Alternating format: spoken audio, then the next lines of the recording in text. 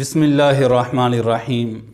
میرے محترم بھائیوں اور دوستو، ایک حدیث پاک میں آتا ہے جو شخص رمضان المبارک کے آخری عشرے کا اعتکاف کرتا ہے، اللہ تعالیٰ اسے 2 حج اور 2 عمروں کا ثواب عطا فرماتا ہے۔ کیسی بڑی فضیلت والی بات ہے کہ ایک حج کرنے پہ کتنا زیادہ پیسہ خرچ ہوتا ہے اور کتنا زیادہ انسان کو کتنے دن لگتے ہیں، لیکن اس میں کتنی بڑی بات ہے۔ اور ایک حدیث پاک میں آتا ہے جو شخص مغرب سے لے کر عشاء تک اعتکاف کرتا ہے مسجد میں، تو اس اعتکاف سے مقصد نفلی اعتکاف اس کو کہتے ہیں کہ آدمی مسجد میں وقت گزارے اور نماز، تسبیح، قرآن پاک کی تلاوت میں لگا رہے، تو اسے اللہ تعالیٰ اس کے لیے جنت میں ایک محل بنا دیتا ہے۔ مغرب سے لے کر عشاء تک اللہ تعالیٰ ایک جنت میں محل بنا دیتا ہے۔ بہت بڑی فضیلت والی چیز ہے۔ تو لیلۃ القدر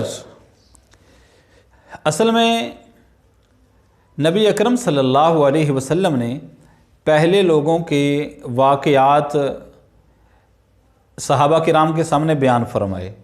کسی نے 500 سال اللہ کی عبادت کی، کسی نے 300 سال، کسی نے 200 سال۔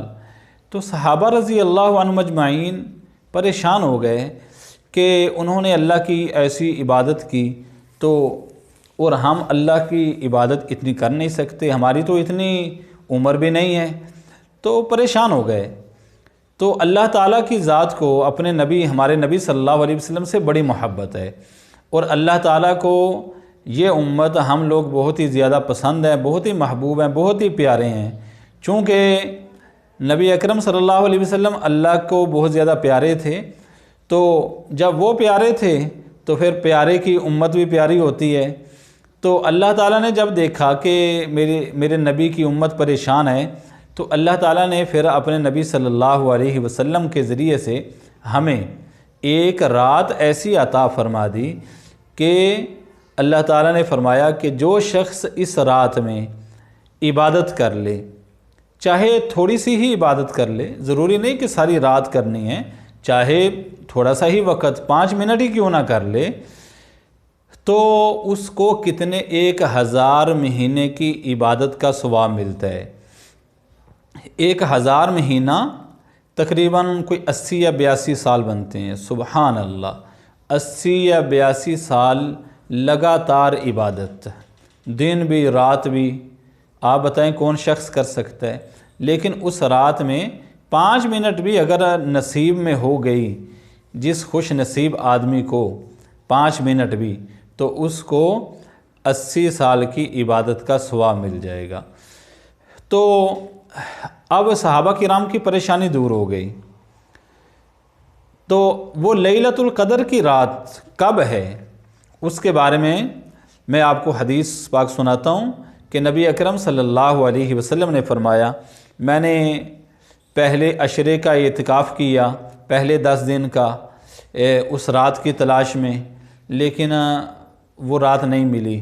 پھر میں نے دوسرے عشرے کا بھی اعتکاف کیا، پھر مجھے کسی بتانے والے نے بتایا کہ وہ آخری 10 دنوں میں ہے، آخری عشرے میں ہے، اور اس کی بھی طاق راتوں میں۔ آپ نے فرمایا اس کی بھی طاق راتوں میں تلاش کرو اس رات کو۔ طاق راتیں کون سی ہیں؟ 21، 23، 25، 27 اور 29، 5 راتیں یہ طاق راتیں ہیں۔ ان کے اندر وہ لیلۃ القدر کی رات ہوتی ہے۔ تو آدمی کو چاہیے، ہم سب کو چاہیے کہ ان راتوں میں تو خاص طور پہ اللہ تعالیٰ کی تھوڑی تھوڑی ضرور عبادت کریں۔ یہ نہیں کہ ساری رات عبادت میں لگے رہیں اور صبح فجر کی نماز بھی نکل جائے، اس طرح نہیں کرنا چاہیے۔ بہت سارے لوگ بس وہ جوش آیا اور ایسے شروع کیا نا، کام شروع کیا اور ساری رات، اور جب صبح ہوئی تو گھر میں جا کے جناب سحری کھائی اور سو گئے، فجر کی نماز قضا کر دی، فجر کی نماز چھوٹ گئی، اور پھر اگلے دن کی نمازیں بھی، چونکہ نیند پوری نہیں، سر میں درد ہے، تو اگلے دن کی بھی نمازیں گئیں۔ تو یہ تو پھر ایسے سمجھ لیں کہ اتنا ثواب نہیں کمایا جتنا کہ گناہ کما لیا۔